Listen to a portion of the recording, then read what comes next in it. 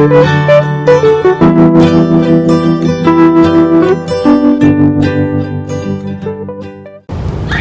and welcome, this is Bindu here with Flavorful Journey, encouraging you to step outside your comfort zone and join us for the journey. So today we are going to do an amazing samosa. So it's going to be foolproof and it's going to come out amazing, crispy on the outside and delicious on the inside every single time. So without further ado, let's go into the video. So for the samosa shell, I have taken 2 cups of flour here, and then I'm going to add 1.5 teaspoons of salt. And I'm going to add 1 teaspoon of ajwain or caraway seeds. And I have washed my hands really well, and I get in here and I mix around all of it, the salt and the ajwain seeds.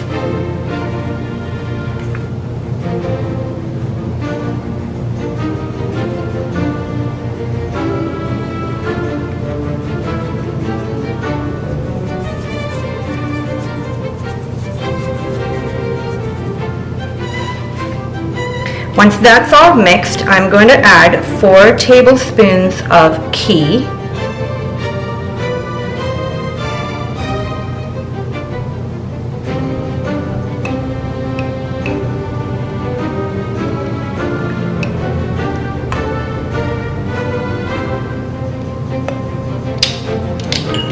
Now I need to make sure this ghee is everywhere in this flour. It needs to get incorporated into this flour really well. Now you can tell the ghee is incorporated very well into this, because if you hold it into a ball, it holds the shape. Now I have 1 cup of just regular water here. I'm going to add it little by little and knead this into a soft dough. So now this is kneaded well into a soft dough. I need to let it rest for 30 minutes. I have 2 tablespoons of oil on heat right now. You can add ghee if you would like to, but this is just regular oil. And I'm going to add 2 tablespoons of garlic,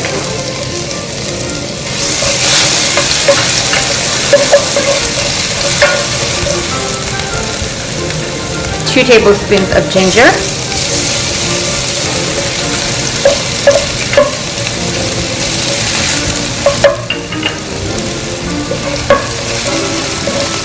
half a teaspoon of jeera or cumin.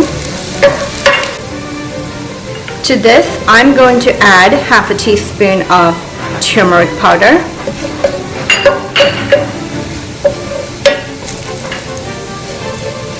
one and a half teaspoons of salt,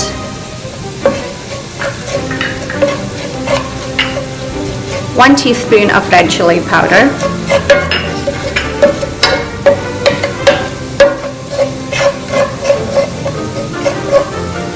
1 teaspoon of coriander powder,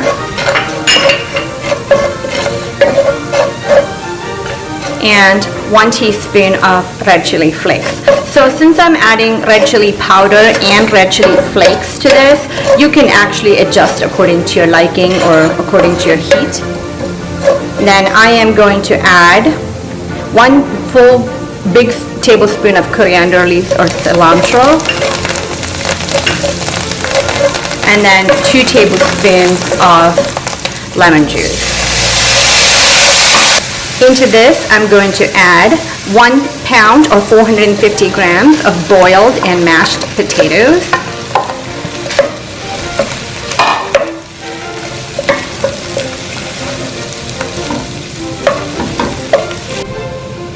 So my filling for the samosa is ready.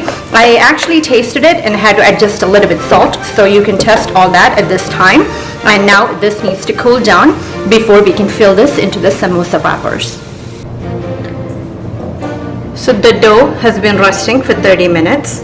So I have a clean countertop and I have washed my hands. So now you can actually start rolling out the dough.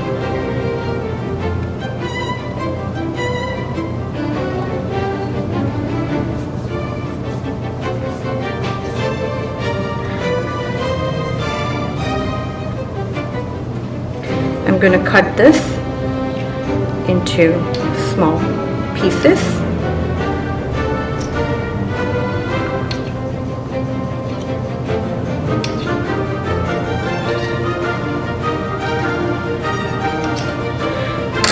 couple of them are a little bit bigger, but I'll make sure I hold them out. I'm going to keep this to the side.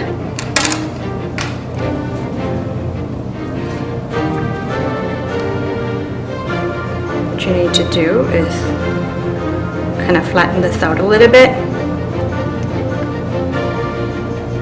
and then fold them in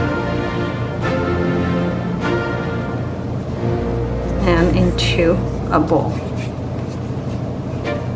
Okay, now you have a ball. Now I'm going to roll this out. I have rolled it all out, and then I'm going to cut this right in the middle. I'm going to add some water to the edges so that it can stick. So you take it like that, and take the other side also to the edge so that this kind of like sticks to each other. So I'm going to add the filling. I'm going to add some water to the edges, and then this goes in first like that, and then fold it in like this so that it does have a feet to kind of sit on. Adjust the tip, add some water, kind of make it taller, and it kind of sits on the feet just like that. So my samosas are all made. It yielded me about a medium size, about 20 samosas. I have some more leftover filling, which I can make some more if I wanted. And this, because of the ghee in the dough, it should not have any problem stretching it. So make sure you roll it out really thin so this comes out really crispy and tasty. So these are all ready for frying, and this will stay about a month if you keep it in your freezer with no problem. So the oil is hot and we're ready to fry our samosas. I'm going to fry this one at a time. And my golden brown samosas are ready. I hope you liked my samosa recipe.